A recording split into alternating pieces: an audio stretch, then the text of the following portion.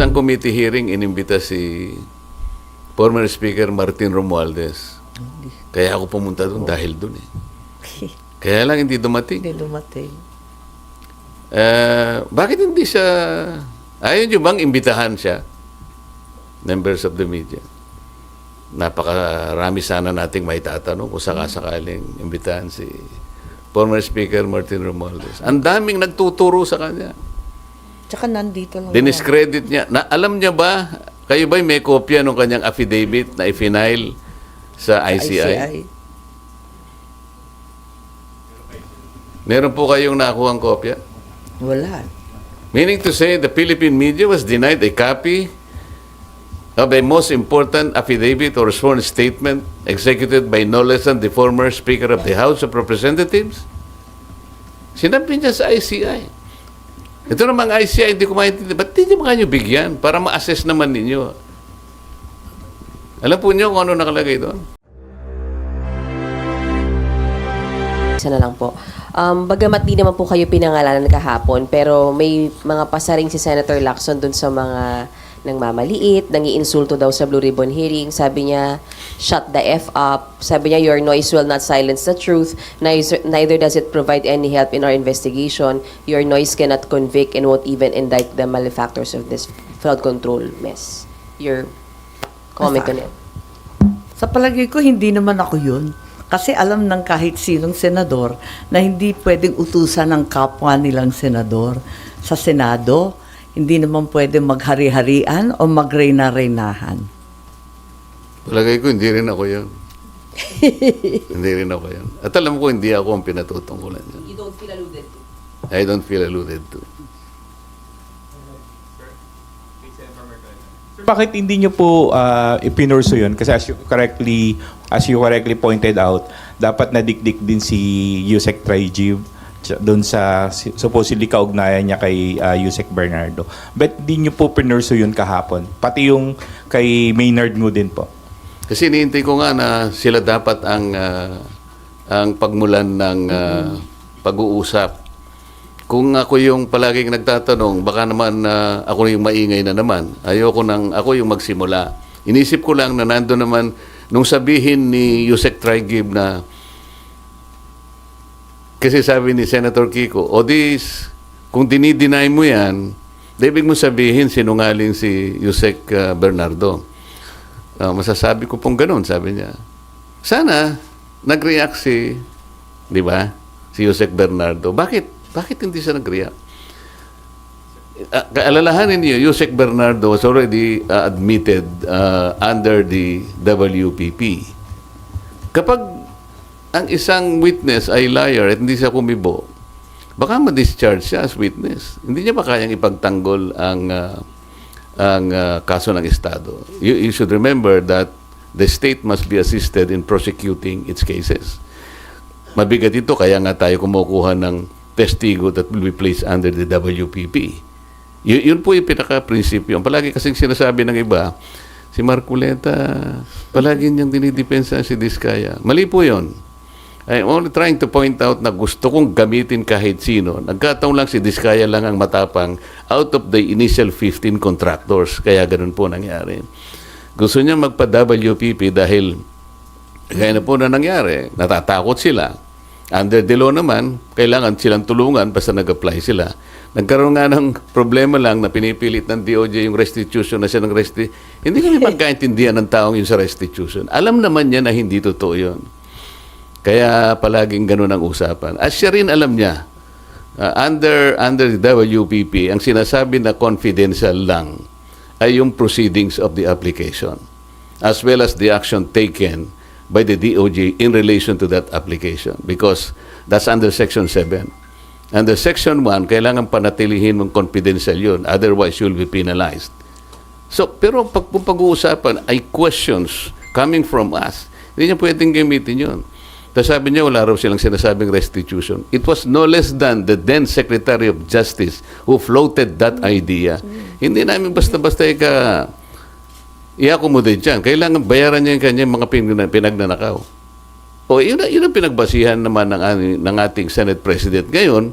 O yun nga naman, sabi niya, sinabi ng Secretary of Justice, kailangan magano sila, Pero wala po sa batas yun eh. Wala talaga.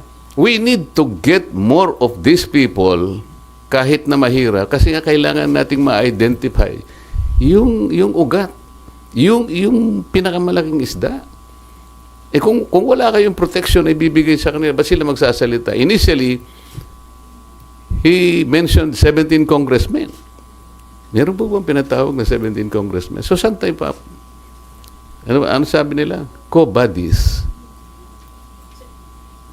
Pero sa susunod po na hearing, you're planning to pursue that angle po yung kay Yusek Olivar, then yung binanggit nyo po yung kay Adrian Bersamin.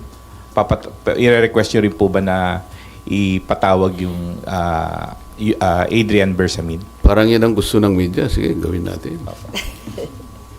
Pero hindi. Kasi kahapon din po, 'di ba na ilang beses parang at least twice po yata na binanggit ni Yusek Bernardo na pinaninindigan niya kung ano na yung nakasulat doon sa kanyang affidavit na wala siyang babaguhin. Hindi ba kayo nagtaka? Hanggang doon lang. Dininay, naninindigan ako. Ba't hindi natin ipursige? Eh, hindi naman ako ang chairman. Kayo naman.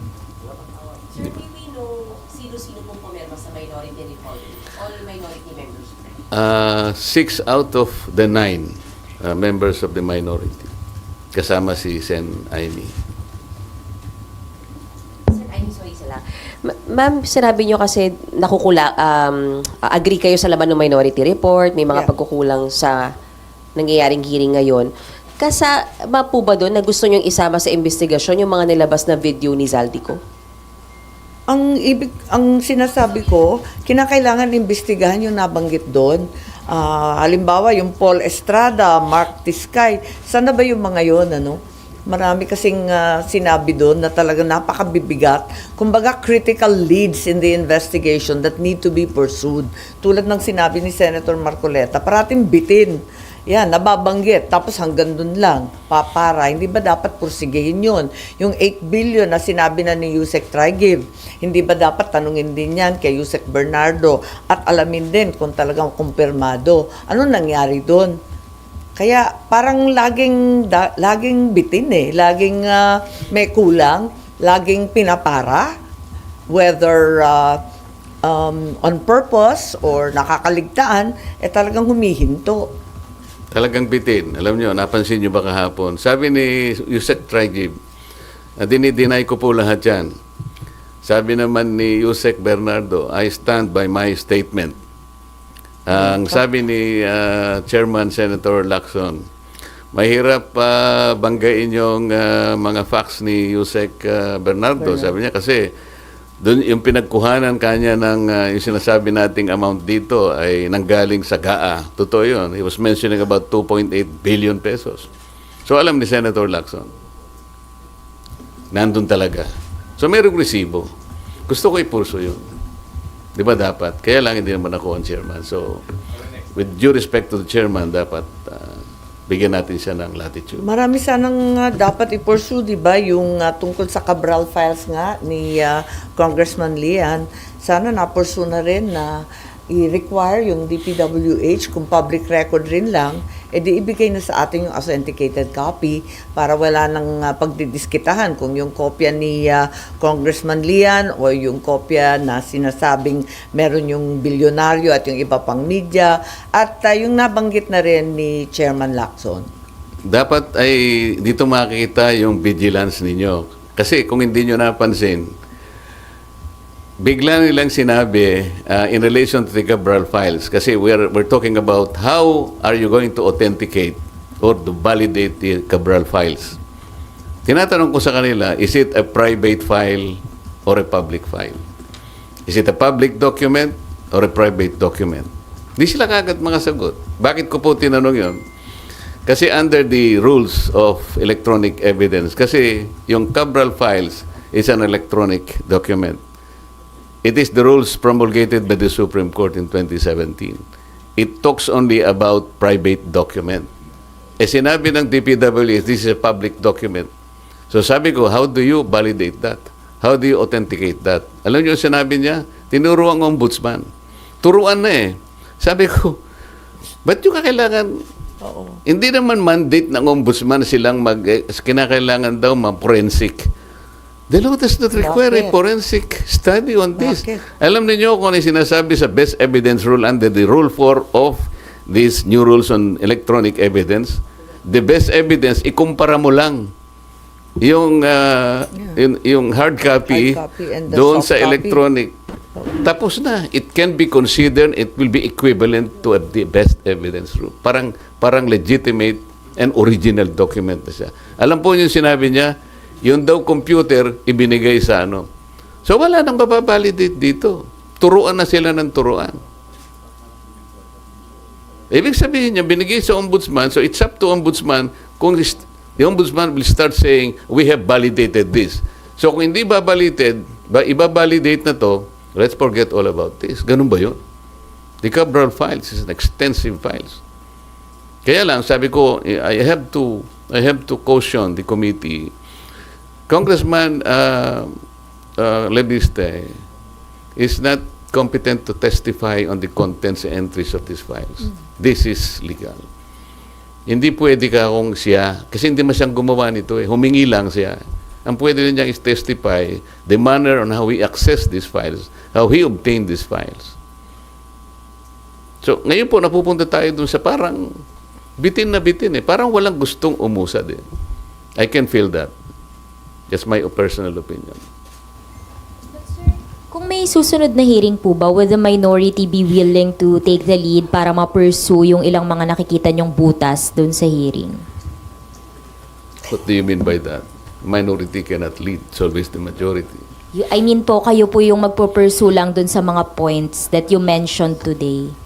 Kung yan ang gusto nyo mangyari, that is the collective decision of the members, respectable members of the media. Gagawin namin kung yan ang gusto nyo. At kayo po sa minority, sir, napag-usapan nyo na po ba? Since you have all these issues, mga points na na-raise about dun sa naging takbo ng hearing kahapon, napag-usapan nyo na po ba kung ano yung magiging participation ng minority in the next hearings kung meron? Napag-uusapan naman namin talaga. Kaya lang, yung dahil minority nga kami, at kung minsan, mabuti kahapon dahil kukunti kami initially, sabi ni Chair Ping, o sige, bigyan namin kayo ng 15 minutes. Medyo okay naman yun. Pero pagka yung maramihan na, 5 minutes na lang kayo, di ba? Sir, sino yung dalawang minority na hindi po pumirma sa minority na ito? Actually, tatlo. Kasi 6 lang yung... Si former Senate President Cheese, hindi siya pumirma because he's not a member of the Blue Ribbon Committee. Si Senator Alan naman, at that time kasi may sakit siya. At si Senator Joel naman, pinababasa niya raw muna. Pasensya ka na bro, sabi niya. Alam mo namang meron akong kaso, so pinabasa ko muna mabuti para hindi kami malagay sa alanganin kung sakasakali. So, Kailan yung nga po ulit, sir, nilabas eh? December 10. officially, binigay namin December 10 sa office ng Senate President. Pero nilabas ko sa media yung December 11, yun yung iCare Forum in Quezon City. Yes. Pero sa inyo po ba, Sen, meron po ba sa leadership na nagpipigil sa inyo o may sinasabihan kayo to prevent you from pursuing kung ano yung mga tanong o anggulo na gusto nyong i-pursue sa Blue Ribbon hearings? Wala naman. Wala naman. Nakikita ko nga yung marami kayong gustong ipulso natin. Ang gusto ko lang makita talaga na parang consensus ninyo ito ang ating suriin, ito yung suriin natin, ito yung impulso natin. Parang nakikita ko, kung tama ako, kung yan ang gusto ninyo, at sa susunod na hearing, masasabi ko na humarap ako sa media, kami dalaw ni Sen. Aimee, na ito po ang gusto talaga ng members ng ating Philippine media. Pwede ko bang sabihin nyo? Hindi. Tumatango ka lang. O yun, okay. Sir, isa pa. Sir, yung minority report niyo po ay based on the 3 hearings that you had when you were chairman. Wala na po doon yung naging chair si Sen. Hindi, Ping. 3 sa akin, 3 kay Senator Ping. Doon base po yun. Yes, 6 na ma'am. hearings. Yes, ma'am. As of December 10 siya. Sen. Mary Moraes from One News po. For Senator Amy, sabi po ni Senator Ping, kapag ka may mga ebidensya rin daw po kayo leading sa pinsan ninyo, welcome din daw po talaga kayo mag-participate sa pagdinig. Sa next hearing po ba ng Blue Ribbon, pupunta na po kayo? May ilalabas din po ba kayo? Inilahat na nga namin dito yung iba't ibang binunyag ng iba't ibang testigo na gusto nga namin i-pursue. Sana tutukan kasi maraming binanggit. Hindi naman maari na i-dismiss outright yung mabibigat na sinabi ni Saldico, ni Orly Gutesa at pati si Curly Discaya. Marami silang binigay na leads, ika nga, na kinakailangan i-pursue kahit sabihin natin, kaduda-duda yung source, inadmissible in evidence, at iba't iba pa. Kasi napakabigat ng sinabi nila. Detalyadong-detalyado pa. At kung minsan, may corroborating testimony. Tulad nung sinabi ni Gutesa, yung 30 tama rin, parang tama din at yun din ang binanggit ni Saldico. Tapos tumbok din dun sa sinasabi naman ni Discaya. Kaya parang kinakailangan talaga tutukan lahat ng testigo kahit yun nga, parang si Yusek Bernardo at yung affidavit lang niya ang binibigyan ng kahalagahan. Ang gusto ko nga, kagaya ng nangyari, isang committee hearing inimbita si former Speaker Martin Romualdez. Kaya ako pumunta doon dahil doon eh. Kaya lang hindi dumating. Hindi dumating. Bakit hindi siya, ayaw nyo bang imbitahan siya? Members of the media. Napakarami sana nating may tatanong kung sakasakaling imbitahan si former Speaker Martin Romualdez. Ang daming nagtuturo sa kanya. Tsaka nandito lang. Diniscredit niya. Alam niya ba, kayo ba'y may kopya ng kanyang affidavit na i-file sa ICI? Meron po kayong nakuhang kopya? Wala. Meaning to say, the Philippine media was denied a copy of a most important affidavit or sworn statement executed by no less than the former Speaker of the House of Representatives? Sinabi niya sa ICI. Ito namang ICI, hindi ko maintindihan. Ba't hindi mo kayo bigyan para ma-assess naman ninyo? Alam po niyo kung ano nakalagay doon? He denied control over the committees, the 80 committees of the House of Representatives. Sabi niya, I had only general supervision over them. I have no control. And then he presented the rules of the House of Representatives as to his functions and powers. You believe him? Ang dami ko sanang itatanong in relation to that allegation. I really relish the opportunity that he will be invited by the Blue Ribbon Committee. And I promise you, you will not be disappointed in the questions that I'm going to ask him. Ayaw naman nyo yata eh. Di kayo kumikibuhan. Sir, paano ba yun? Ini-invite siya pero hindi naman siya dumarating, sir. Bakit kaya? Kasi sasabihin na naman lang, interparliamentary courtesy. Alam niyo, pagka ganito kalaki na ang problema, will you rely on the interparliamentary courtesy concept? Courtesy lang yun eh. Now, we're talking about our nation. We're talking about our people. Kung paano nilimas ang kabambayan. You rely on the courtesy? Sir, so would you rather have him subpoenaed? Sana kayo, gusto nyo. Para naman lumakas ang loob din namin. Lagot kayo. Lagot kayong Kasi lahat. kami, gusto rin namin na suporta ng media. Kasi sabi ko nga sa inyo, huwag naman kayo magagalit sa I felt a little bit disappointed nung ipresenta ko sa iCare in Quezon City. December 11. Kala ko naman kasama may niya. media Kasi naman kasi may doon. media doon eh. Siguro, hindi naman kasing dami ninyo. Siguro, 1/3 of this, siguro nandun. Nag-iwan naman ako. Kasi hindi naman ako yung host. The host is the NCPAG of UP. Nino? Nino daw?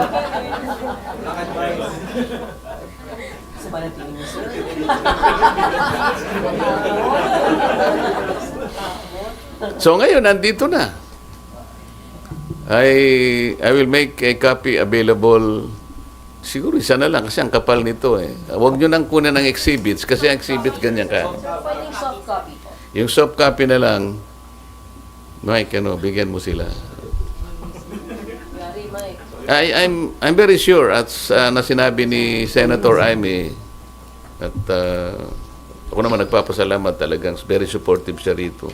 Nandito lahat eh. Marami kayong makukuha dito.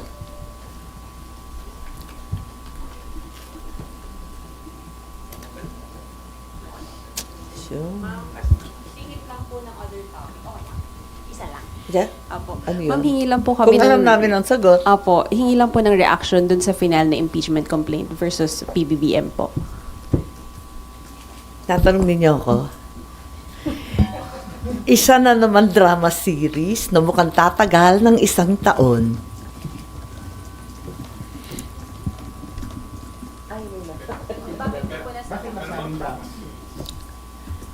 Kilala naman natin sino nag-file at anong background. Kaya, yun nga, baka drama series lang to para sa 1 taon. Tagal. May understanding na hindi nyo sabihin, para siya naging bakuna. Magagawin siya. O, ikaw nagsabi. Hindi, tama ba yung intindi? Wala, talagang pinapahamak ang media ng bonggang-bongga. Yan naman. No? Tama ba yung intindi ko? Yun na lang. To that effect, oo, siguro. But do you think it will succeed? Yung mga grounds na given dun sa... Hindi ko nabasang maigi kasi natatawa ako sa itsura. Bakit ma'am? Ba't nakakatawa? Wala, masyadong obvious na drama series. Marami tayong napanood na pelikulang ganun eh. Isa pong grounds doon yung ginagit po yung drug use. Bumenta na yun sa takilya. Po. Ma'am, yung isang grounds po kasi doon sa anim na nilisa sa complaint, yung supposed drug use po ni President. Doon po sa grounds na yun, do you think dapat po ma-impeach po yung kapatid niyo matanggal sa success? Hindi ko po alam. Hindi ko nabasang maigi.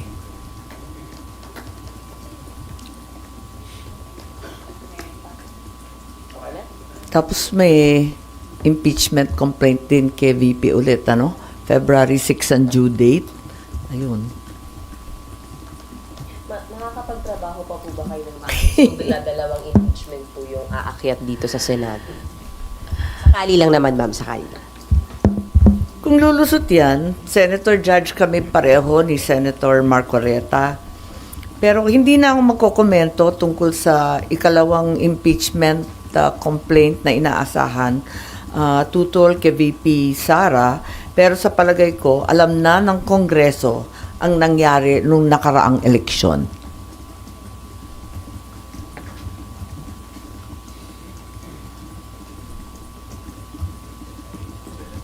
Okay na? Maraming salamat sa inyo. Paki-cover